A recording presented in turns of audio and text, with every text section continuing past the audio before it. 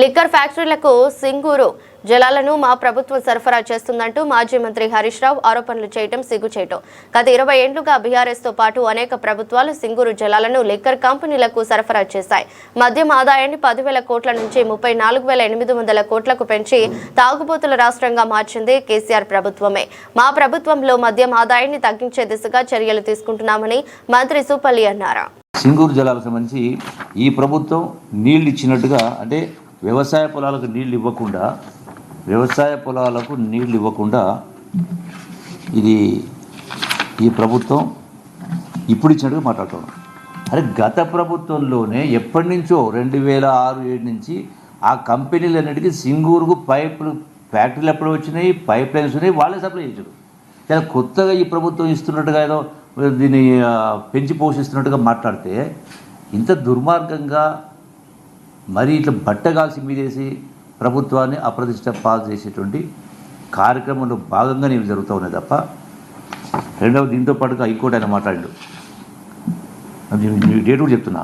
ఈ మైక్రో బ్రెవరీకి సంబంధించి సంగారెడ్డి జిల్లాలో ఉన్నటువంటిది United Breweries Mallepalli 2010 water from Manjira, United Breweries Kothlapur from 2007 water from Manjira, Anheuser Busch InBev 1993 water from Manjira.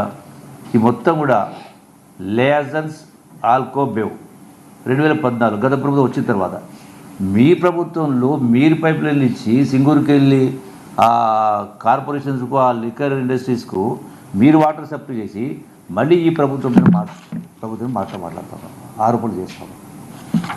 ఇంకోటి ఆయన మాట్లాడడానికి ఇన్కమ్ ఫ్రమ్ రెవెన్యూ, అంటే రాష్ట్రాన్ని తాగుబోతుల రాష్ట్రంగా మారుస్తూ ఉన్నారు, ఆదాయాన్ని పెంచుతూ ఉన్నారు అని మాట్లాడారు.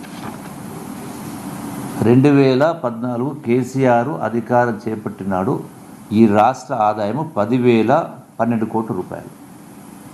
10,012 కోట్ల రూపాయలు 2014. అంటే సమైక్య రాష్ట్రంలో అధికారం అక్కడి నుంచి కేసీఆర్కి అధికారం అప్పచెప్పిన తర్వాత ఆనాడు ఉన్న ఆదాయం 10,012 కోట్లు.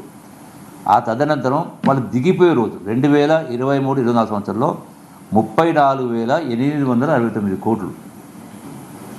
అంటే 10,000 కోట్లను సుమారు 35,000 కోట్లు చేసింది మీరు. 25,000 కోట్ల ఆదాయం రాష్ట్రానికి తాగుబోతున్న రాష్ట్రం మార్చింది మీరు, చేసింది మీరు. ఈ ప్రభుత్వం వచ్చిన తర్వాత 2024-25 సంవత్సరం వచ్చిన తర్వాత కూడా 34,603 కోట్లు, అంటే 200 కోట్లు తగ్గింది.